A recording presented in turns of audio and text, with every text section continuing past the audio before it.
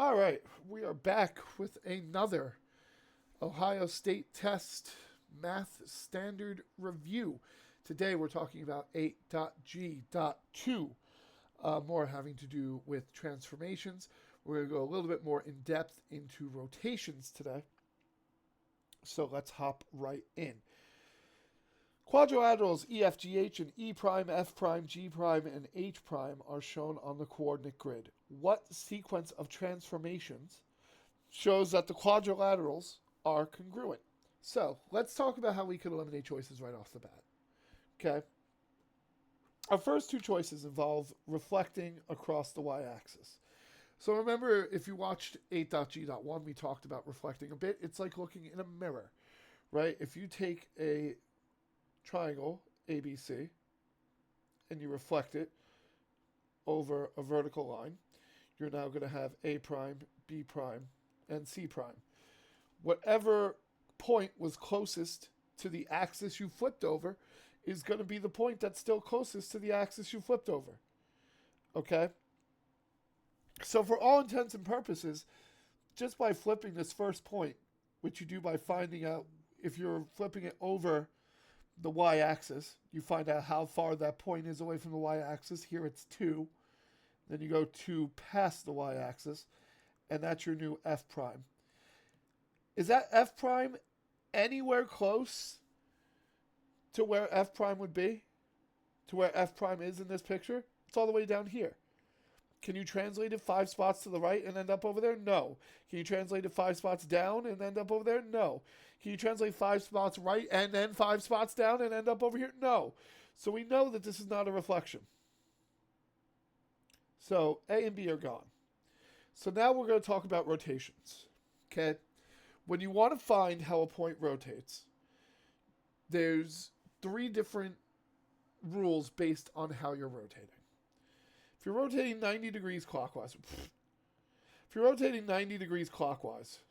right, you take the coordinate, which is x comma y, and you change it to y comma negative x. You change the order of the points and negate the x.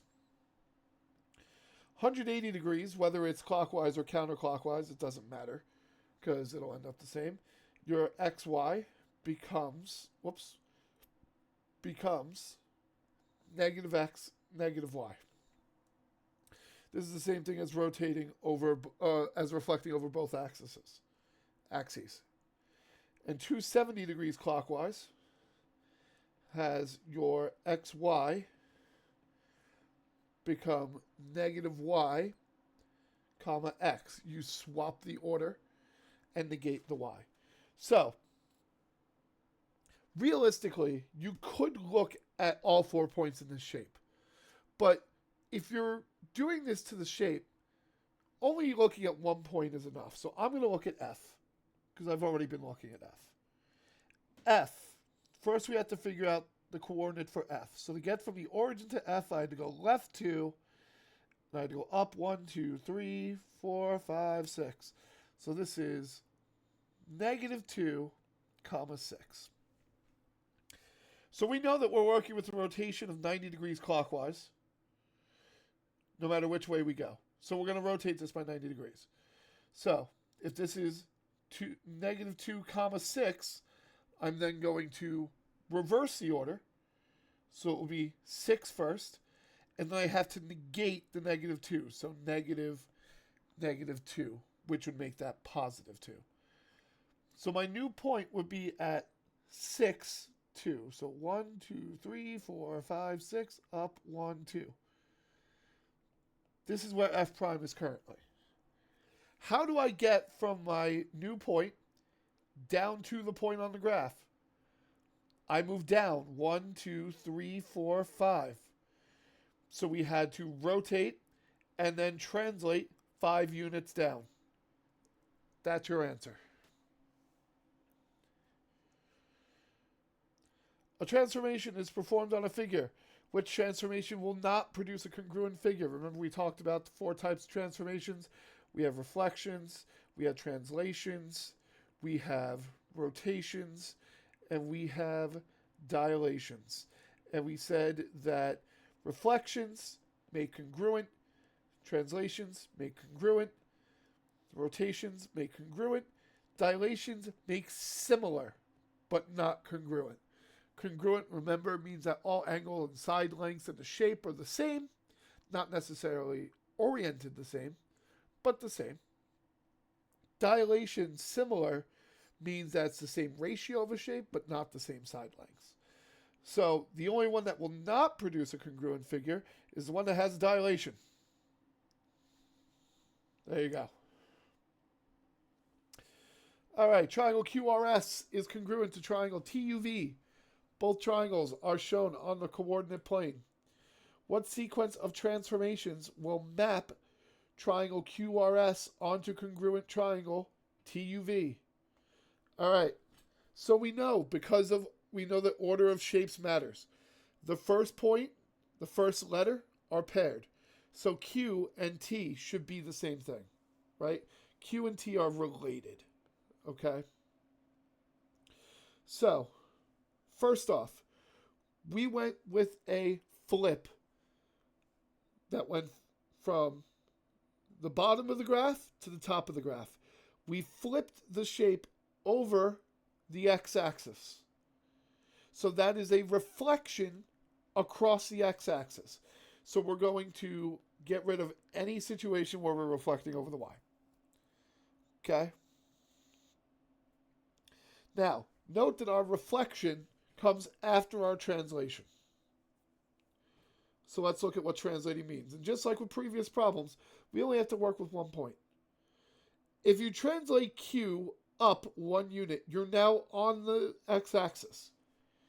If you reflect a point that's on the x-axis over the x-axis, it's just going to stay on the x-axis. It goes nowhere.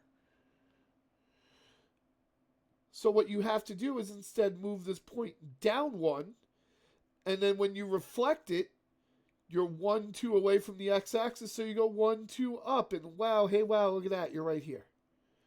Okay? So you have to translate down first, and then reflect across the x-axis. Okay? But just remember, if your shape is flipping from the bottom to the top, or the top to the bottom, that is a reflection over the x-axis. If, say, your shape was like this, and your original shape was here, this would be a reflection over the y-axis because you're reflecting over the y. Because you're going from left to right. Okay? A sequence of transformations is applied to CDE to create C prime, D prime, E prime. Select all. Select all. Select all. More than one. Select all. There's check boxes. More than one. Select all. That got cut off. Select all. The sequences that can be applied to triangle CDE, so that triangle CDE is congruent to triangle C prime, D prime, E prime. So we're looking for things that make it congruent. What transformations did we say make things congruent? Everything except dilations. So all you're doing for this question is, does it have a dilation? If yes, it's wrong. If no, it's right. Choice 1. A clockwise rotation of 90 degrees, and then a dilation, wrong. A dilation, wrong. A clockwise rotation of 90 degrees, and then a reflection across the y-axis. No dilation, so that's good. A translation 5 units down, and then a dilation, wrong. A translation 5 units down, and then a clockwise rotation of 90 degrees. I didn't see the word dilation. Fantastic. A reflection across the y-axis, and then a translation 5 units down. I didn't see the word dilation. Fantastic. Done. Quadrilateral ABCD is shown. ABCD is translated to create quadrilateral EFGH. I don't remember if I've gone over this process in this video yet. I don't believe I have. So when they do this, as long as it's not a dilation, what I always like to do is recreate the original shape. And remember I said the order of letters matters. So A corresponds to E because it's the first letter listed. So A is now E. B is the second letter listed, so it corresponds to F. So B is now F. C is the third letter listed, so it corresponds to G. So C is now G, and then D is the fourth, H is the fourth, so D is now H. And then just copy over the side lengths. All right, what is the length in units of side EH? Well, we go to side EH, and it's 8. That's it. All right, so that wraps up another standard. I hope this was helpful to you. I realize I kind of went through this one kind of fast. Might end up re-recording this one at a later time, but for now, I hope this was helpful. I'll be back with another standard, and until then, good luck on your state test.